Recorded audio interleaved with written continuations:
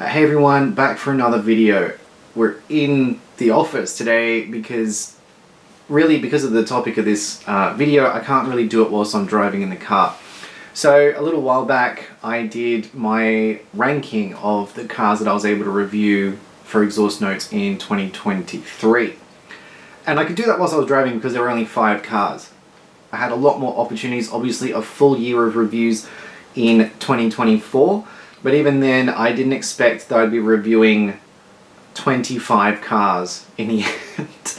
I think at the time that I filmed the ranking for the 23 cars, I was already up to nearly 20, and I thought that was going to be it. And even then, I thought that's a pretty decent run. But somehow I managed to fit another 5 cars in at that point, and that was also recorded quite late in the year. It is already September. We'll be waking up Billy Joe Armstrong from Green Day real soon, and I'm only just getting around to ranking the 2024 cars. So look, I want to try and make it quick, but with 25 cars, I'm very conscious that this could end up being a very long video, so I'm going to break it into 2. I'm going to do the bottom 15 in this video, and then I'll leave the top 10 for the next one.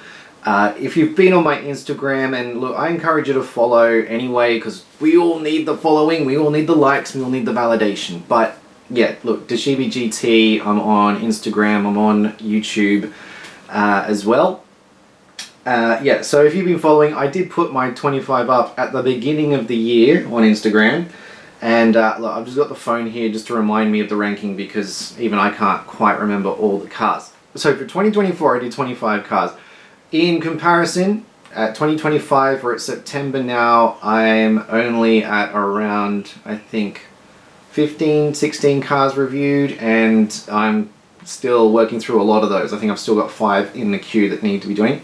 So this year might be a little easier to rank when it comes around to it, and I do want to do it quicker. So anyway, I've got the cars showing here. These are the 2024 cars I got to review, as a bit of a reminder, and just for some background. And I don't want to make this video too long, so we better get into it. What I'll do quickly is I'll run through the cars that I was able to review, and I'll run through them in order from beginning to end of the year. I think I have that here. Yes, I do.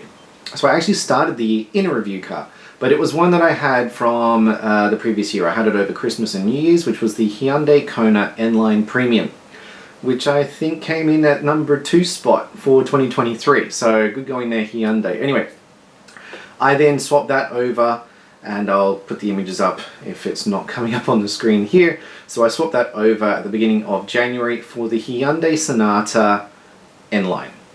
So the front wheel drive, big sedan. I shouldn't say too much. Then after that, I had the Hyundai i30 Sedan Premium. I then had the Hyundai Staria Highlander. Swapped that then for a Genesis GAT Electrified. That was my first electric car. And then that was swapped over for a Genesis GV70 Sportline Premium, or whatever it was, the top spec one. Then I believe there was a little bit of a break. In March, I had a Hyundai Palisade Elite, and then swapped that for the Hyundai Palisade Calligraphy. So back to back, same car, different trim levels. And then I believe there was a break again, where then I had a Kia Sorento, the Sport Plus, and then swapped that for the base model, the Kia Sorento S, and then a Kia Picanto GT line, which was my first manual car reviewing for Exhaust Notes, so it was good to have a manual again. Then back into an electric car, but my first BMW, an i4 eDrive 35. Then we went for another Kia Sorento, which was the GT line in the diesel. Oh yeah, so the Sorentos, I'll go into the Sorentos a little later, but yeah, I did have the different engine options as well. Probably another little break. I think this was about May, June. We had the Mazda CX-5 Touring, then swapped that for the Mazda CX-5 Akira with the turboed engine. A little later on, BMW iX2 in the xDrive 30, I believe it was, which had the M-Pack on it as well. And then swapped that for a BMW iX1 eDrive 25 or something. I'll have to check on that. After that, an opportunity came up. Because I don't think I was initially down for this one, but I had the Mazda MX-5 RF GT RS.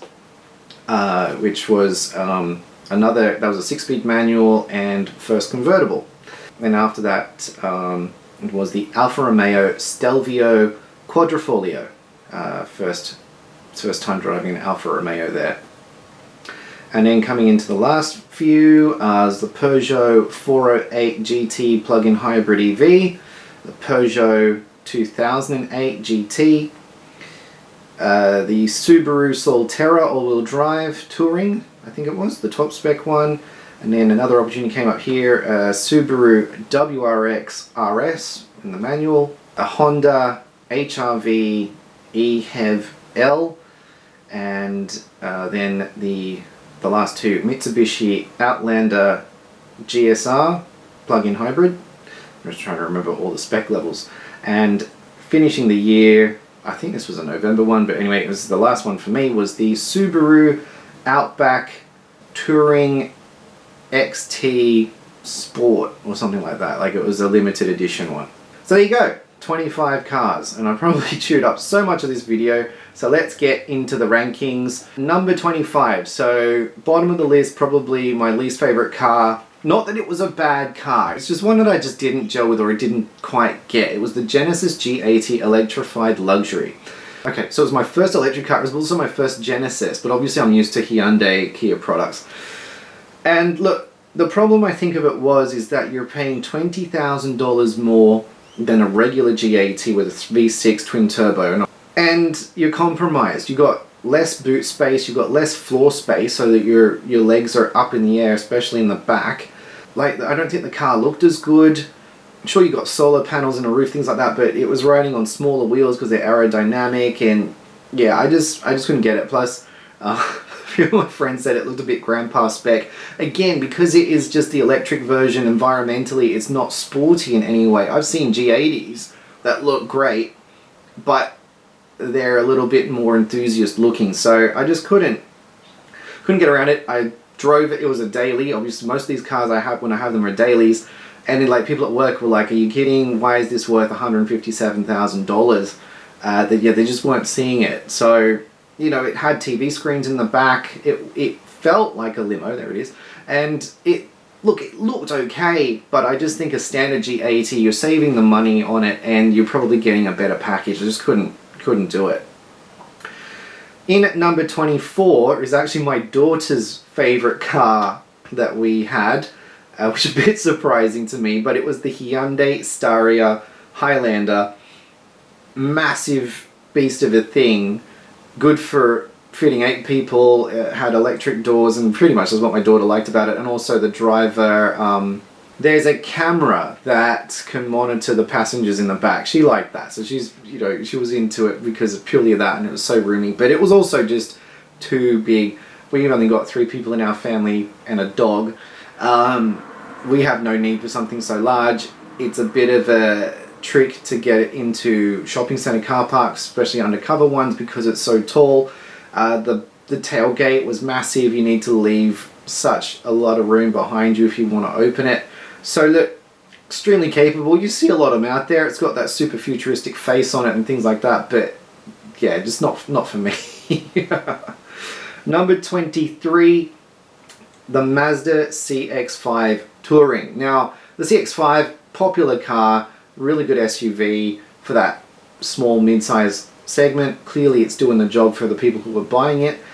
But with that non-turbocharged 2.5 litre engine, it just felt like it was out of breath everywhere. Everything was an effort. It wasn't a particularly enthusiast kind of drive, and I know that's not the market for them, but I was just so underwhelmed by it. And it's in the middle of 5 trim levels, the Touring. Seriously, get the SP or get the Akira and put the turbo engine in it, and that's the better package.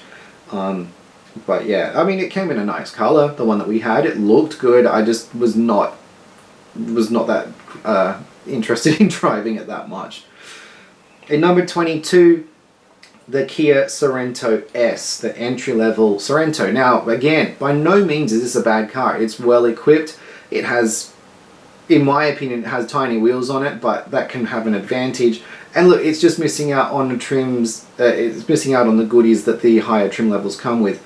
No shit. It is the base level, the base model. Now ours came with the diesel engine, so it was pretty torquey, and look, it was pretty capable. But I think for a little bit more money, get to the sport trim, Sport Plus or something. Get the motorized tailgate, things like that. If you want cloth seats, the S is the one to go for. Not a bad car. The overall Sorento range is really good, really capable, and of course I got to try out 2 others. But yeah, that's the Sorento S. Sits there in the bottom 5. Number 21. Now I do like my sedans. My second car was a small sedan, Ford Laser back in the day. So number 21, the Hyundai i30 sedan premium. Look, it's just a bit vanilla. And I guess again it was the point of the car. It's not there to be shouty. You want that, you get the N line or you get the full N. Yeah, I just think it's already starting to age. It came in this Meta Blue, which was exclusive to that trim level, I think, but it was very vanilla, very plain. Inside was just all black, a couple of color touches, but not enough to make it interesting. It was well appointed, and funnily enough, it was a decent option to a Camry, given its size and the dimensions of its interior spaces. But yeah, just again, it just wasn't anything special. Number 20, the smallest car that I have reviewed so far, the Kia Picanto GT line. As I said, it's had the manual gearbox, so at least it was a bit of fun to drive, and I'll admit that, and for a small car it was a really good fun package. I think even the family enjoyed having this one, but just too small for us, really, ideally. But look, good job by Kia. Just in my list, there were 19 other cars that I preferred. In positions 19 and 18, it's the BMW SUV twins, the electric ones, the iX1 and the iX2. Pretty much these are interchangeable. I was able to have them in 2 different specs, drivetrains. So the iX2 was the xDrive 30, which was the all-wheel drive. The iX1 was the eDrive 20. There, I can get the numbers mixed up. Look, I felt the iX1 was the more practical, more conservative looking one. The iX2 was the more fun to drive because of the drivetrain. It was just there. It had more polarizing looks though. The iX2 definitely wasn't winning beauty contests. I didn't mind it, I think because it had the M Sport pack on it, but I could see that it won't be for everyone. So yeah, maybe get the iX1 with the M Sport pack and the all-wheel drive. That's probably the pick. Look, they were good cars, but you're over 100,000 on the iX2 by the time you had optioned it up. The iX1 still, even at the lower spec, was still in the 92, which is a lot of money, and it puts you up into areas where you could consider other cars that might give you better value if you're not chasing a badge. Number 17, the Subaru Solterra Touring all-wheel drive. But I mean, I know 17 sounds like a big number, but this being Subaru and Toyota's first EV, I wasn't prepared to like it, but I actually didn't mind it. The interior was very much a copy of Peugeot's iCockpit arrangement, which was an interesting move, I think, for Toyota and Subaru to do. But look, it made good use of its space, flat floor and everything, so they did all the right things there. They missed a trick. There was no frunk storage. Look, I don't know how usable frunks are with the EVs in general. Like, if you have an EV, do you use your frunk often, or is it just for your cables? I don't know. So there wasn't one on these. Also, the G80 didn't have them, and I can't now even remember if the BMWs did. But anyway, I'm talking about it here. The main issue I think I have with the Solterra, it's $80,000. So, or 83. It's $83,000. So you're putting it up there, you know, with your higher end, the Volvo XC40 Recharge, things like that. But when you've got the Chinese manufacturers coming in and undercutting you by 20 grand, that's when you've got a bit of a problem, right? Like, your product, how do you expect to move any of these? So I think price-wise, it's probably not that great, but I guess time will tell. I'm not seeing many of them on the road anyway. Number 16 in the list. We come back to the Mazda CX-5, this time the Akira that I had. As I mentioned, it had the 2.5 litre turbo engine in it, so a little bit more kick, a little bit more power. I enjoyed driving this a hell of a lot more than the Touring model, and it's a shame that the new CX-5 that's been announced, yeah, they've updated the look and stuff, they dropped the turbo engine. So I really hope they're going to do something about that drivetrain, because that was the biggest problem for me between the Touring and the Akira.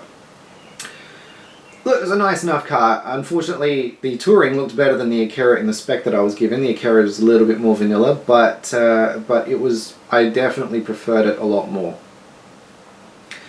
Coming into positions 15 and 14, it is the Hyundai Palisade Twins. Now, there are only 2 trim levels available, I think. In Australia, we have the Elite and we have the Calligraphy. Look, put them in that order. Obviously, the Calligraphy is going to be better if you can afford it. The Elite was by no means Povo by any means. Hyundai know how to spec a car. It had a lot going for it. If you don't need all the extras like the 360 camera, full sunroof, the wide interior, things like that, I think you could definitely be okay with an Elite. Both of them fine to drive. Both of them I had with the 2.2 litre diesel, so I can't tell you how the V6 would have gone in that. Again, well-equipped cars, decent for 8 seats, didn't feel big even though they were, and that's the biggest car in Hyundai's lineup at the moment. So yeah, this of course now, as I'm talking in 2025, there is a facelift coming, so it's kind of moot, as that was the end of that generation of Palisade, but yeah, decent enough car. Position 13, we go over to Europe with the Peugeot 2008 GT. 2008, 2008, I think they say 2008, it's just small SUV this time. I was pleasantly surprised. I do generally like Peugeots. Was that one? No, I think that was a Subaru. I've had a few. I love the Peugeot 508 GT, even though they killed it off. So yeah, the 2008, funky looking, a bit more muscular than the pre-facelift. And, you know, it had tiny little engine in it, but it did well. I think it was a 1.2 turbocharged 4 or a 3 maybe, and it did well. And I thought for the price, it was in the 40s drive away, it was pretty good. I think the only problem with it is that it's going to face some of that stigma that comes with it about being a Peugeot. Getting it serviced could be an issue if you're not near a Peugeot dealership. Like, I loved it. Even the interior, I know it's funky, but it was laid out well enough. I enjoyed it for what it was. It was only pipped by position 12, which was the Honda HR-V HEV-L. EHEV-L, I don't know, they need to work on that. Very similar car. They sit in the same category. I'm never a fan of door handles in the C-pillar. The HR-V has that. It's got the magic seats, things like that. Look, it pips the Peugeot purely because it's a Honda and there are more Honda dealerships around. It's still about the same price as well. I think you're going to have better reliability in the Honda. Purely it. I think on looks and everything, I'd go the Peugeot. But yeah, like the Honda surprised us. I had that one only for a short time. It was a few days loan, but it was a good car. Very practical. Positions 11 and 10 as we come into the top 10. The other two Kia Sorentos. So I had the Sorento Sport Plus. That was the first Sorento I had at all. Had the front wheel drive V6 powering that. I had the GT line later on, which was back to the 2.2 litre diesel. Very little between these two. I think the Sport Plus spec was quite good. You're just missing out on the sunroof, the 360 cameras, blind spot cameras, things like that. So if you want those, you need the GT line. The Sport Plus still was quite good. The V6 engine also wasn't too bad. Being front wheel drive only though, I did find, there it is, that you could lose traction. No, that's the GT line. You could lose traction quite easily in the front wheel drive version. GT line just drove the same, felt the same. Interior was very similar, felt good. Very capable cars. Lots of storage. I think in both of those, actually, the Sport Plus and the GT line, we ended up doing some big transportation of furniture and stuff, and yeah, they were just very capable. Okay, so wow, okay, I don't know how long that's been. I've been talking for a fair bit. I need a drink. That brings us to, well, you already know what number 10 is. So for the next video, I'll talk about the bottom 9. Obviously, the opportunity to drive cars and review them is something that is a dream, really, right? Like, I would never have thought I'd be doing it if you told me about it 2 years ago. And I've been in this now for about 2 years. And so yeah, like the opportunities I've had have been really good. There are some exciting cars still in this list that I'll talk about because having the opportunity to drive them, I would never have thought so. You know, brands and things that you wouldn't have thought of either. And it's only getting better as I'm recording this in late 2025. It's been a really good year, I have to say. So always grateful to the team at Exhaust Notes. Mark, who runs the whole show at Exhaust Notes, a big thank you to you for your trust. We've never even met face to face, but you know, he runs a really good show over there. And obviously forever grateful to my mate Dave, who had been doing it for a while and put me in touch with Mark when they were obviously looking for some extra contributors. Yeah, look, it's a good gig.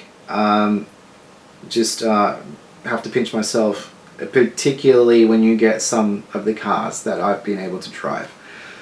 Yeah, so look, enough blabbing. I don't want this video to be too long, and maybe it is already. I'll cut it down, I'll put some pictures in, and stay tuned for when we get to doing the bottom 9. I might even record that now, but I'll make it a separate video, and I might also talk about the cars that I didn't get a chance to drive, because that could be interesting as well.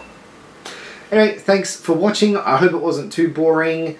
I hope it's interesting. It's a bit of an insight into the life of a car reviewer. And look, it's not my full-time gig, so juggling this with another job as well is interesting, to say the least, sometimes. Alright, enough. Thanks for watching. I will see you later. Cheers.